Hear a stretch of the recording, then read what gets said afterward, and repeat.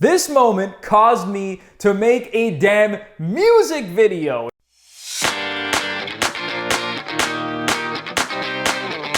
What's going on, guys? Welcome to the Anthony Bruno Show. I am Anthony Bruno, and today's video is all about Toronto sports' most villainous moments. So when a professional athlete committed an evil act on a Toronto sports team. I'm going to look at the Toronto sports top 5 most villainous moments over the last 20 years. And if you're new to the channel, make sure you subscribe for more sports content like this. It's time to get to the video now, so let's go.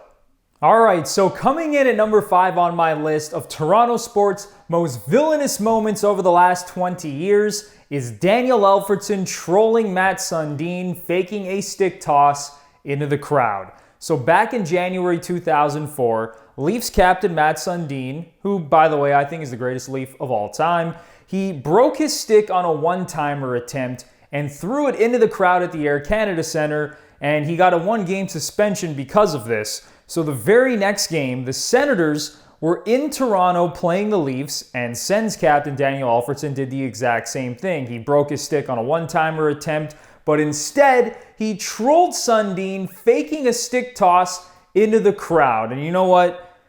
I'm a Leaf fan, and even I could admit that that was brilliant. But it may have seemed harmless because Alfredsson and Sundin were friends. They're both Swedish. But oh no, it was much more than that. Because think about that Leafs-Senators rivalry up until that moment. The Leafs had beaten Ottawa 3 years in a row in the playoffs, so their rivalry was at an all-time high at that moment, and Alfredsson just took it to another level because every time he came back to play in Toronto after that, every single time he touched the puck, he got booed relentlessly, and it was glorious. But the Leafs did get the last laugh because they eliminated Ottawa in the playoffs later that same season. And just look at Daniel Alfredsson. He looked like an evil clown back in 2004 with that ridiculous hair, fitting the profile of a perfect villain. All right, moving along now. Coming in at number 4 on my list of Toronto sports' most villainous moments over the last 20 years. This one's a little controversial, but it's Kawhi Leonard leaving the Raptors in free agency. And just for the record, I love Kawhi. I think he's the best basketball player in the world. He's one of my favorite players in the league. But let's not forget how villainous this was. The Raptors treated Kawhi like royalty. They gave him 22 games off for load management. They did a fantastic job dealing with his health situation. They built a great roster around him. They won the damn NBA championship. They did everything Kawhi asked. Everything worked out perfectly last season. There was not a single flaw in the Raptors' plan, and they were even built perfectly to make another run at the championship the following season if he had stayed. And despite all of that, Kawhi decided to leave Toronto and go back home to LA to join the Clippers. And in the process, essentially forced the Clippers to mortgage their entire future for Paul George. They traded away 5 first-round picks, Shai Gilgeous-Alexander, and Danilo Gallinari. Unbelievable. What this man orchestrated behind the scenes in free agency with his uncle Dennis was so cold-blooded and exactly what a great villain would do that we didn't even see it coming. But at the end of the day, Kawhi delivered the Raptors their first NBA championship, something Toronto sports fans will never forget, and you can never blame a guy for going home. Otherwise, I'd have this a lot higher on my list. Okay, coming in at number 3 on my list of Toronto sports' most villainous moments over the last 20 years, Rougned Odor punches Jose Bautista in the face. This happened in 2016, but before that, we have to go back a year to the bat flip moment. You all know what happened. Game 5 of the 2015 ALDS, Jays versus Rangers. Bautista hits a 3-run shot in the 7th inning, proceeds to do the greatest bat flip in the history of baseball. The Rangers are absolutely livid. They say Bautista disrespected the game, blah, blah, blah.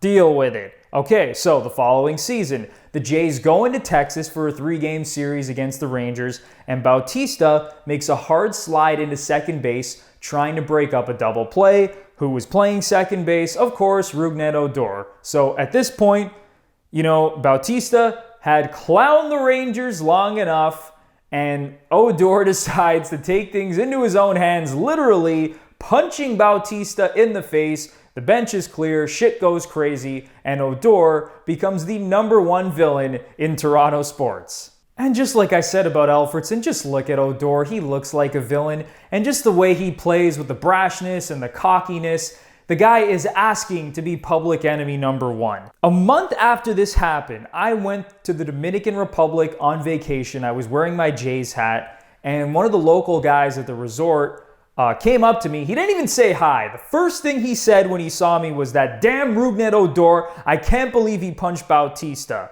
So the hate for Odor wasn't just happening in Toronto, it had reached international levels at this point. And can we also remember that when Odor punched Bautista in the face, he was only 22 years old and Bautista was 35 at the time, a 13-year difference? How about having some damn respect for your elders? Come on! But the Jays did get the last laugh that season because they eliminated the Rangers in a 3-game sweep in the ALDS, kicking them out of the playoffs for the second year in a row. All right, we are now at #2 on my list of Toronto sports' most villainous moments over the last 20 years, and it's LeBron's bank shot buzzer beater against the Raptors in the 2018 playoffs. This is the moment that LeBron James, the greatest basketball player of all time in my opinion, finally broke the Raptors physically, mentally, and emotionally. It was Game 3 of the 2018 Eastern Conference semifinals, giving the Cavs a commanding 3-0 series lead over the Raptors, leading to another sweep. But LeBron had obviously owned the Raptors up until this point, taking them out in back-to-back playoff series the previous 2 seasons. So starting in the 2016 Eastern Conference Finals, with the series tied 2-2 heading back to Cleveland just when the Raptors had hope that maybe, just maybe, they could get to their first NBA Finals, the Cavs destroyed them in Game 5 by 38 points. And after the game, here's what LeBron said. "I've been a part of some really adverse situations, and I just didn't believe this was one of them." Wow.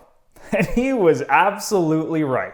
The next season, the Cavs swept the Raptors in 4 games in the second round, bringing us to the bank shot buzzer beater moment in 2018, which eventually led to LeBron changing the name of the city to LeBronto.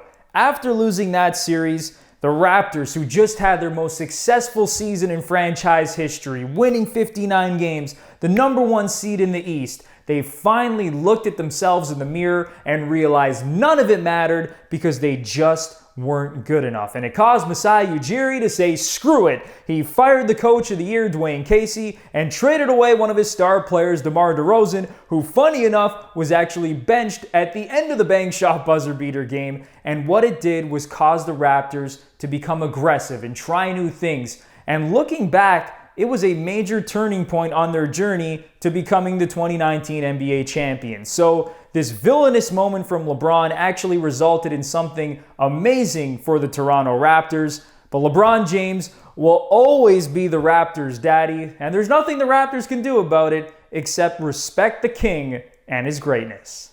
We have now arrived at #1, the most villainous moment in Toronto sports over the last 20 years. I get upset just thinking about it. It's Patrice Bergeron's overtime winner in Game 7 against the Leafs, capping off the infamous 4-1 collapse against the Boston Bruins in the first round of the 2013 playoffs.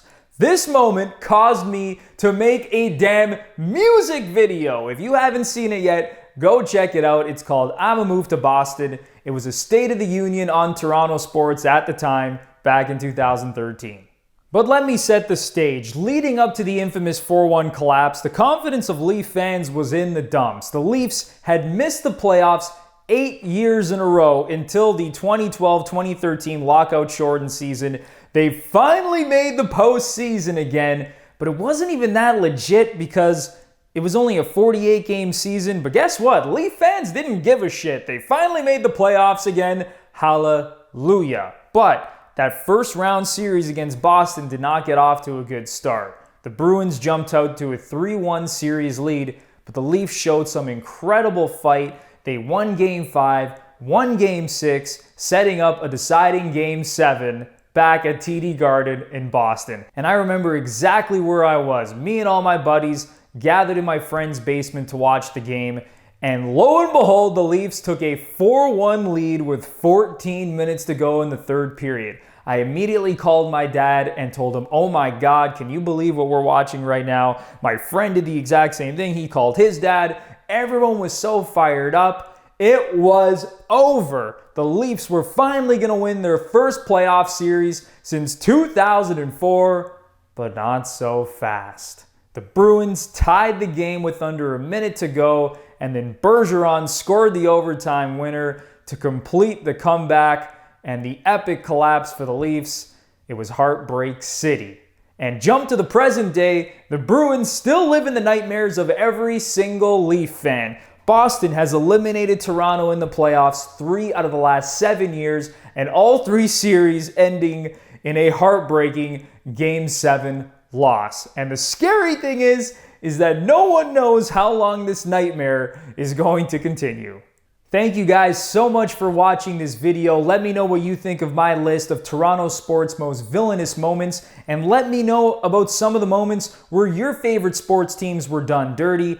And of course, I would really appreciate it if you like the video, share it on social media, and subscribe to my YouTube channel, especially if you want to see some more sports content like this. So that does it for this video, and I will see you guys next time.